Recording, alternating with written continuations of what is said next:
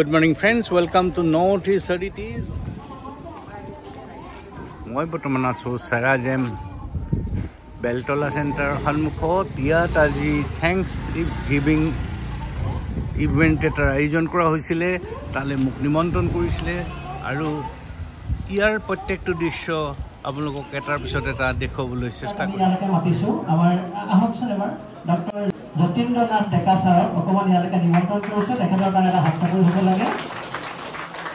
আমাৰ চকীত আপোনাক আমি বহাইছোঁ, আপুনি পিছৰখিনি আগবঢ়াই নিব। দুই এটা ঘোষণাও আছে যিটো আমি প্লেন কৰিছোঁ চেৰাজেম বেলতলাক লৈ, সেইখিনিও তেওঁ জনাব আপোনালোকক। যতীন্দ্ৰনাথ বৰ্তাক আমাৰ ভূপেন ছাৰে ফুলাং গামোচাৰে অকণমান মৰম যাচিব, এটা ডাঙৰকৈ এটা হাত চাপৰি মাৰক।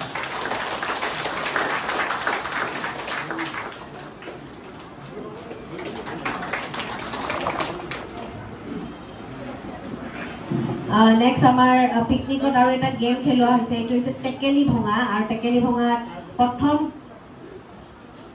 পুৰস্কাৰ পাইছে ৰাধিকা ঘোষ আৰু ছেকেণ্ড পাইছে চিত্ৰলেখা দাস। নাই ন? নেক্সট আমাৰ মিউজিক চেয়াৰত আমাৰ দুটামান ৰাউণ্ড খেলোৱা হৈছিলে আৰু তাৰ ভিতৰত প্ৰথমজন হৈছে মদনিকা হাজৰিকা খুৰী, তেখেতৰ কাৰণে এটা ডাঙৰকৈ এটা হাত চাপৰি হ'ব লাগে। নেক্সট হৈছে ৰেখা শইকীয়া খুৰী, তেখেতৰ কাৰণে এটা হাত চাপৰি হ'ব লাগে।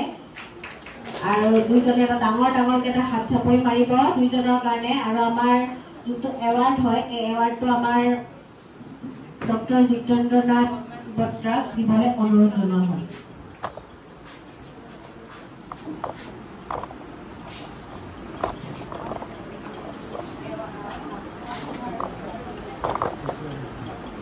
যতীন্দ্ৰনাথ ডেকা ছাৰক অনুৰোধ জনোৱা হ'ল। তেখেতে খুব ধুনীয়া এটা এৱাৰ্ড, লগতে আমাৰ চেৰাজেমৰ ফালৰ পৰা চকুত পৰা এটা হেল্ডি এৱাৰ্ড। অকণমান ৰৈ দিব, ফটো মাৰিব লাগিব, গুচি নাযাব।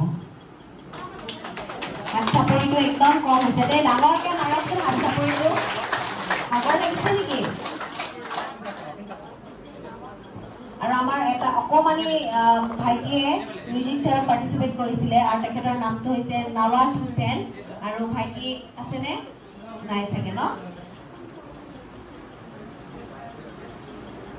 ঠিক আছে।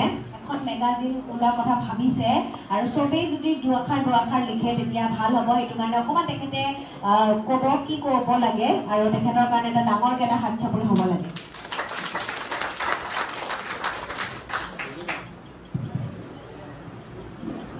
সকলোলৈকে নমস্কাৰ জনাইছোঁ।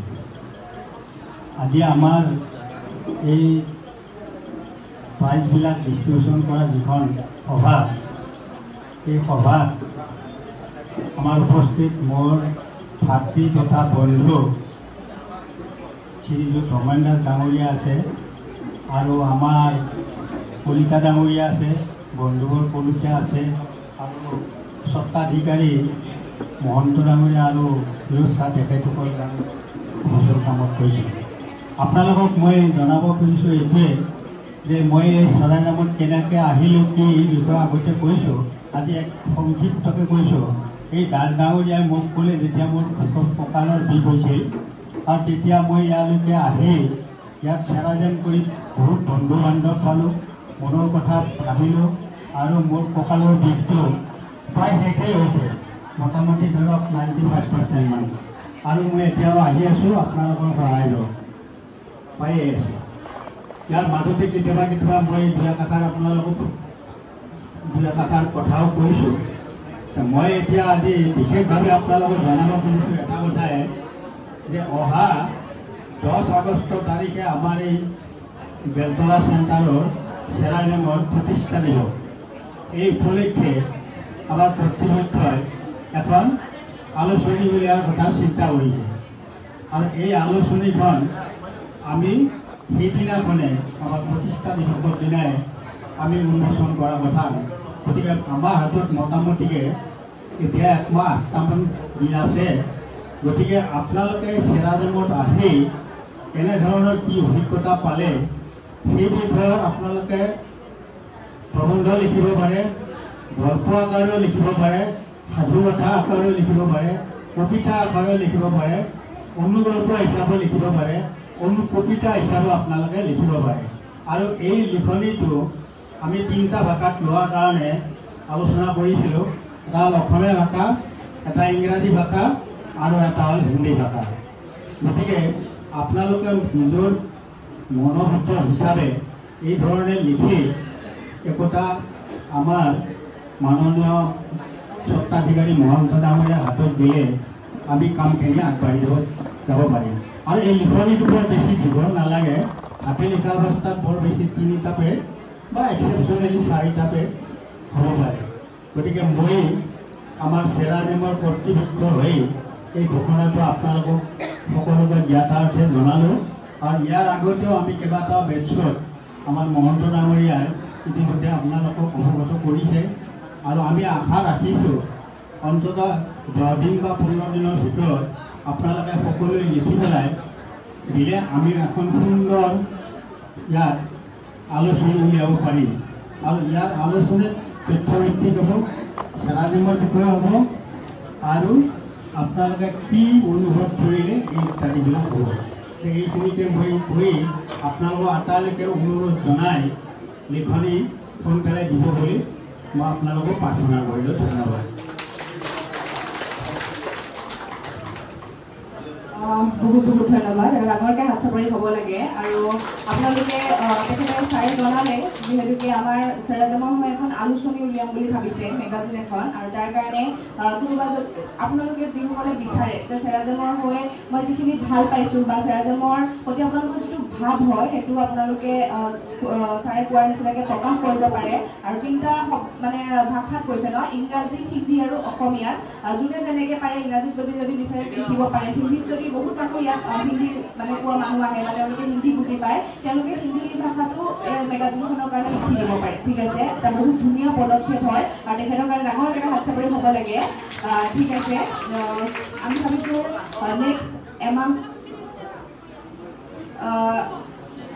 নেক্সট আমাৰ মাজত 2জন এক্সিলেণ্ট মেম্বাৰ আছে। তেওঁলোকৰ অথনি নাম ক'বলৈ থাকি গ'ল, ভাবিছোঁ অকণমান তেওঁলোকক ইয়ালৈকে মাতিম।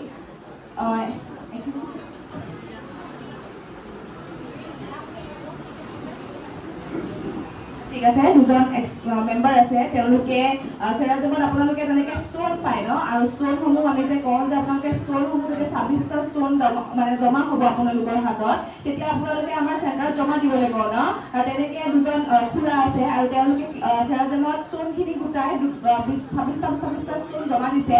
লগতে এটা কোৰিয়াৰ চাৰ্জ দিব লাগে ন, সেইটো বহুতে হয়তো নাজানে। আৰু এইটো দিয়াৰ পাছত তেওঁলোকৰ কাৰণে 2ডাল বেলিবেল আহিছে। ভাবিছোঁ তেওঁলোকক অকণমান ইয়ালৈকে মাতিম। আৰু লগতে হৈছে আমাৰ ব্ৰিগেড তালুকদাৰ খুৰা, লগতে পুলক বৰঠাকুৰ খুৰা, 2জনৰ কাৰণে ডাঙৰকৈ হাত চাপৰি হ'ব লাগে।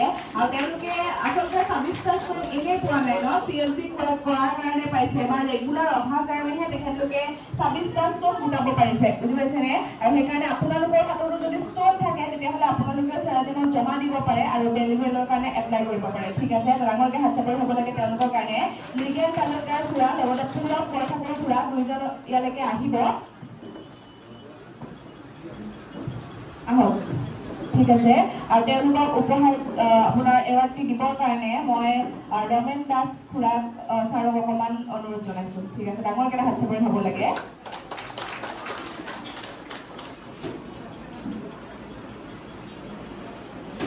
এটা হৈছে বেলি বেল্ট হয়, যিডাল আমি কঁকালৰ বিষৰ কাৰণে ব্যৱহাৰ কৰিব পাৰোঁ। লগতে আপোনাৰ স্পণ্ডলাইটিছ থাকিলে আপোনালোকে ব্যৱহাৰ কৰিব পাৰে। বেলি ফেট থাকিলেও আপোনালোকে ব্যৱহাৰ কৰিব পাৰে। খুব বেছি ভাল হয় আৰু ই বহুত ধুনীয়া কাম কৰে। বেলি বেল্টডাল আপোনালোকে কোনো ধৰণৰ হিট দিব নালাগে। ই আপুনি যদি স্কিনত মাৰি ৰাখে তেতিয়া সি অট'মেটিক আমাৰ বডিৰ যিটো টেম্পাৰেচাৰ আছে সেই টেম্পাৰেচাৰটোৱে বেলি বেল্টডাল হিট কৰে। আৰু হিট কৰি আমাৰ পৰা যিটো বেয়া ফেটছ আছে বা পেইন আছে সেই পেইনটো আপোনাৰ বাহিৰলৈ উলিয়াব পাৰে। সেইকাৰণে খুব ভাল হয়। কঁকালৰ বিষত যিসকলে বেলি বেল্টডাল ব্যৱহাৰ কৰে তেওঁলোকে বুজি পাব ন। ঠিক আছে, নেক্সট ভাবিছোঁ ঠিক আছে, আমাৰ মাজত এজন ছাৰ আছে, শৰৎ কলিতা ছাৰ, আৰু তেখেতক দুআষাৰ জনাবৰ কাৰণে অনুৰোধ জনাইছোঁ। ডাঙৰকৈ হাত চাপৰি হ'ব লাগে তেখেতৰ কাৰণে। আৰু তেখেত আমাৰ চেৰাজেমৰ এখন কমিটি আছে, যিখন কমিটিৰ নাম হৈছে জনকল্যাণ কমিটি হয়। আৰু যিখন কমিটিৰ আণ্ডাৰত আমি কিছুমান ইভেণ্ট পাতোঁ ন, যেনেকৈ আপোনাৰ পিকনিক যাওঁ, আমি এটা বিহু পাতোঁ, বা আমাৰ চেৰাজেমৰ 10 আগষ্টত আহিবলগীয়া যি বাৰ্থডে আছে বাৰ্থডে চেলিব্ৰেট কৰোঁ ন।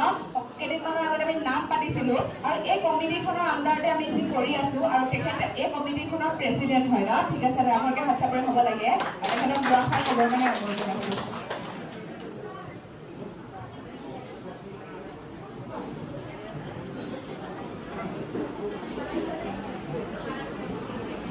নমস্কাৰ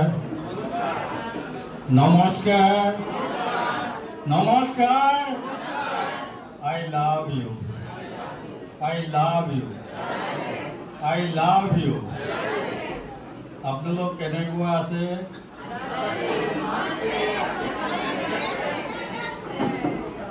এতিয়া মই কিয় এইখিনি ক'লোঁ চেৰাজেন আজি আমাৰ মানে মাননীয় দাস সাহেব আৰু কলিতা সাহেব ইয়াতে আহিছে তাৰমানে এই বস্তুটো সকলোৱে নাজানে চেৰাজেমৰ প্ৰথম শব্দ হ'ল কি জানেনে প্ৰথম শব্দ কি নমস্কাৰ জনে এই মাইকটো ল'ব চেৰাজেমত প্ৰথম শব্দ কয় নমস্কাৰ তাৰপিছতহে আৰম্ভ যদি নমস্কাৰত সেইফালৰ পৰা একো নাহে যিজনে ক'ব তাক তিৰস্কাৰ কৰা বুলি ক'ব হয়নে এতিয়া কথা হ'ল কি মোৰ বিষয়ে অলপ ক'লেই মোৰ নাম শৰৎচন্দ্ৰ কলিতা মই চেৰাজেমত আজি 11 বছৰত ভৰি দি পেলাই 11 বছৰ মোৰ গৈ আছে এই 11 বছৰত মই চেৰাজেমৰ খুব বেছি যদি থেৰাপি নোলোৱাকৈ আছোঁ 7-8 দিনমান আছোঁ মই কণ্টিনিউ থেৰাপি লওঁ মই ইয়াত ডেইলি আহোঁ কিন্তু মই ইয়াত বৰ্তমান থেৰাপি লোৱা নাই মোৰ ঘৰত বেড আছে মই বেডত থেৰাপি লওঁ চেৰাজেম কি বস্তু আপোনালোকে উপলব্ধি কৰিলে চেৰাজেমক কেতিয়াও এৰিব নোৱাৰে আচ্ছা মই এটা আপোনালোকক কথা কওঁ মোৰ বয়স কিমানমান লাগিছে এতিয়া কওকচোন কোনোবাই ক'ব পাৰেনে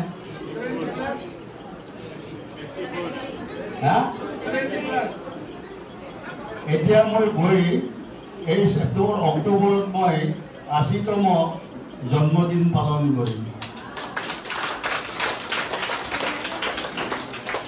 কিন্তু ইয়াতে এটা কথা আছে যে মোৰ ভগৱানৰ কিবা আশীৰ্বাদ আছে নেকি মই দুবাৰ চাদৰ পৰা পৰিছিলোঁ ইয়াত মোৰ 8ডাল ৰিপ ভাঙা আছে ৰাইট চাইডটো কমপ্লিট ডেমেজ এটাও জইন মোৰ নাই বুজিছে নাই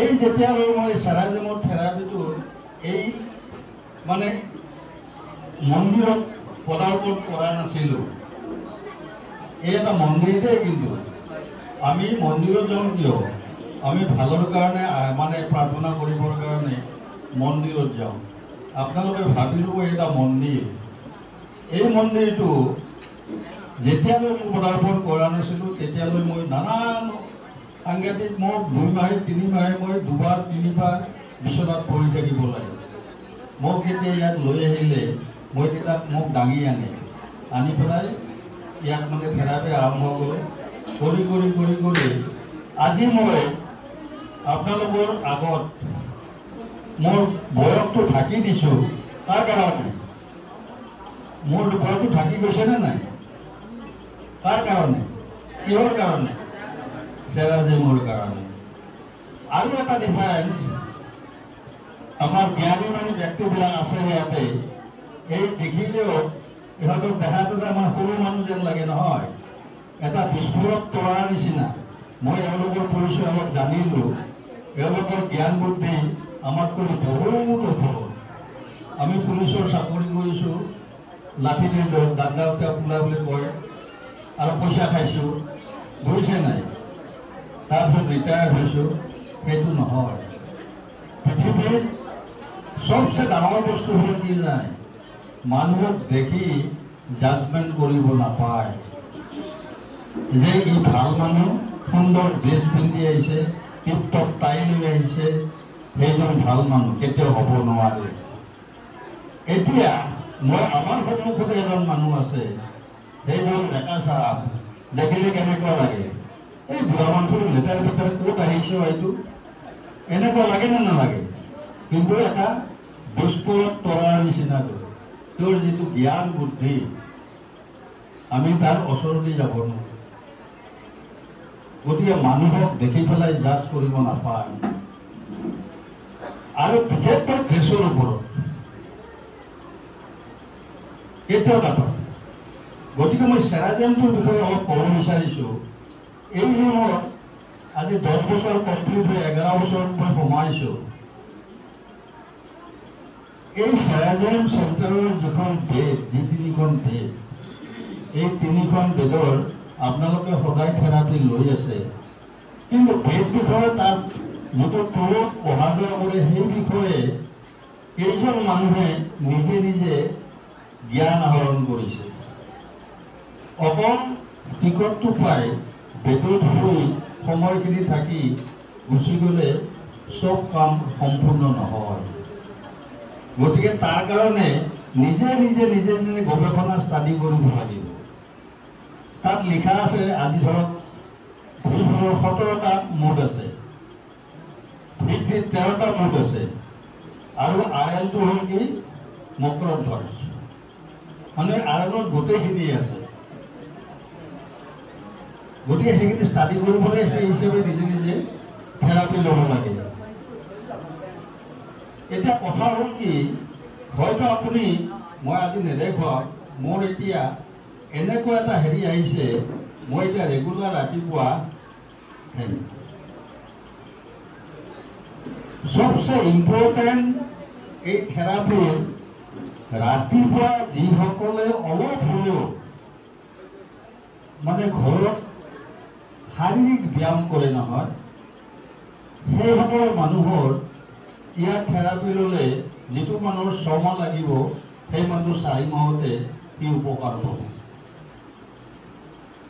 গতিকে আপোনালোকে জেনেৰেলি আজি ৰামদেৱৰ আছে, বহুত কিতাপ আছে, বহুত হেৰি আছে, বয়সৰ কাৰণে বহুতো থেৰা মানে এক্সাৰচাইজ ব্যায়াম কৰিব পাৰে শৰীৰটো।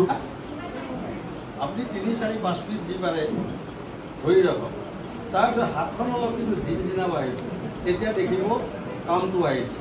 মই এটা সৰু উদাহৰণ দিছোঁ যে অকল আপোনাৰ স্পাইনডালত থেৰাপি ল'লে সম্পূৰ্ণ নহয়। কাৰণ কিয় নহয়, মেইন পাইপডাল ঠিকে আছে।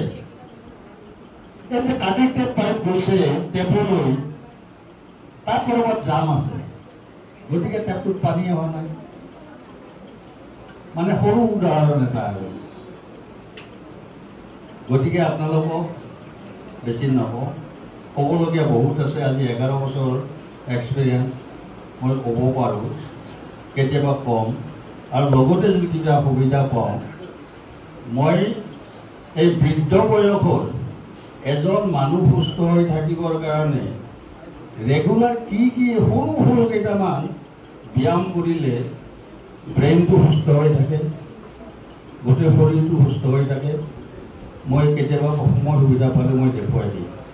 গতিকে সদুশেষত মই সকলোৰে মংগল কামনা কৰি, সুস্বাস্থ্য কামনা কৰি, পৰিয়ালবৰ্গৰ সকলো সতি সন্ততি হাঁহিমুখেৰে জীয়াই থকাৰ কাৰণে ঈশ্বৰৰ ওচৰত প্ৰাৰ্থনা কৰি মই মোৰ বক্তব্য সামৰিলোঁ। ধন্যবাদ।